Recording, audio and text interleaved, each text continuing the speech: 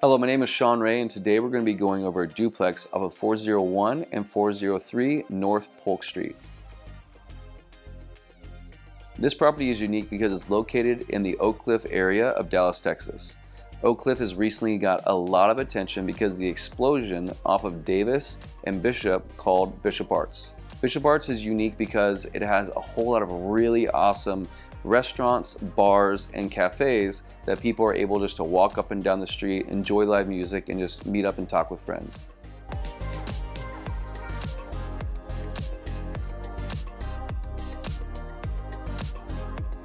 .401 and 403 North Polk Street was built over 100 years ago in 1923. So 401 North Polk is split up between two units. They both are 1176 square feet. The downstairs is going to have a 2-bedroom, 1-bath, and the upstairs is going to have a 3-bedroom, 2-bath.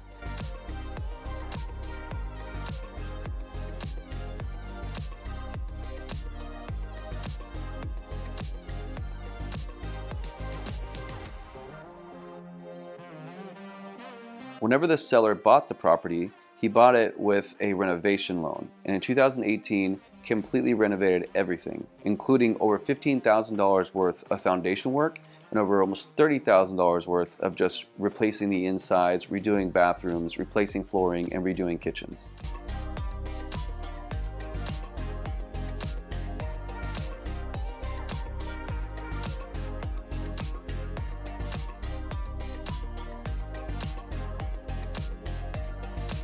Currently, we have it on the market for just under $600,000 and about $116 per square foot.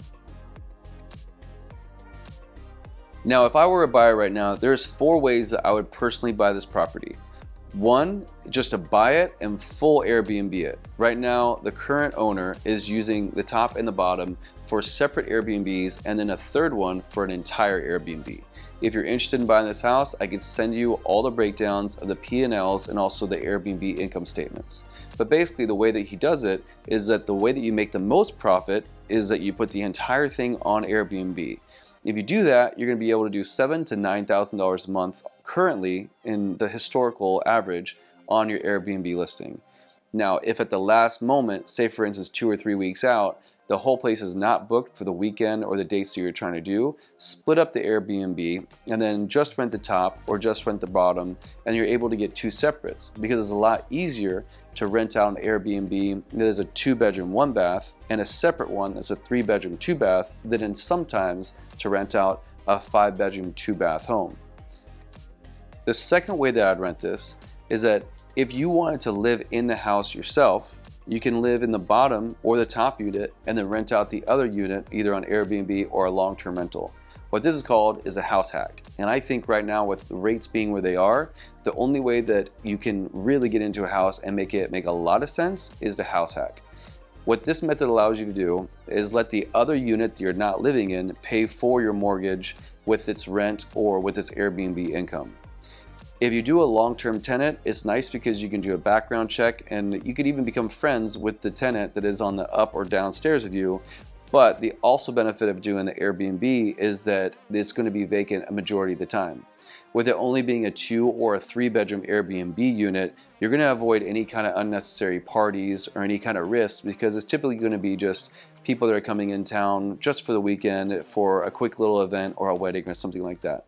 So all the stresses of having a big, huge party house will be gone, and you don't have to worry about always having to deal with the neighbor or you being a landlord.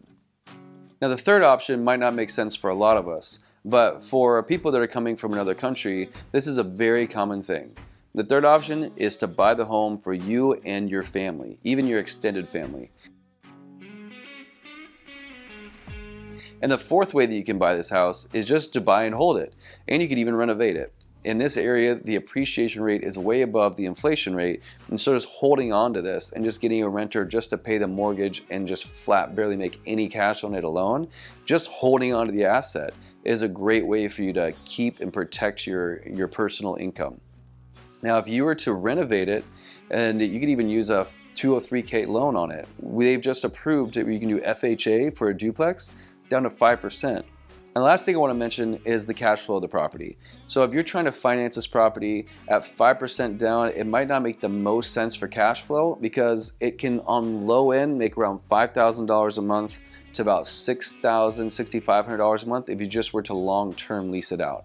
The downstairs 2-bedroom, 1-bath can typically go around for $2,200 to $2,500 for this market, and the upstairs 3-bedroom, 2-bath can go around $3,200 to $3,500.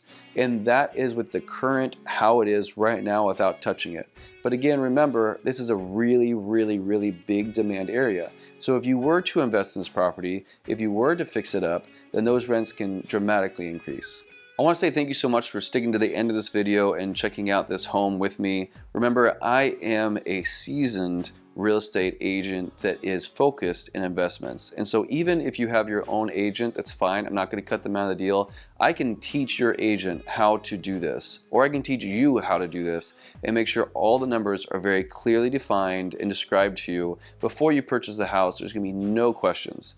If it doesn't make sense for you, it doesn't make sense for you. And it's not a matter of emotion or opinion. It's just a matter about mathematical facts and your goals. And I can help you define those goals and make sure this property is right for you.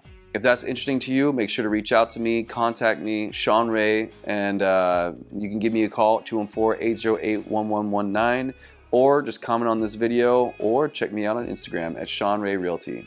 Thank you guys so much again for checking out this video, and I'll see you again soon.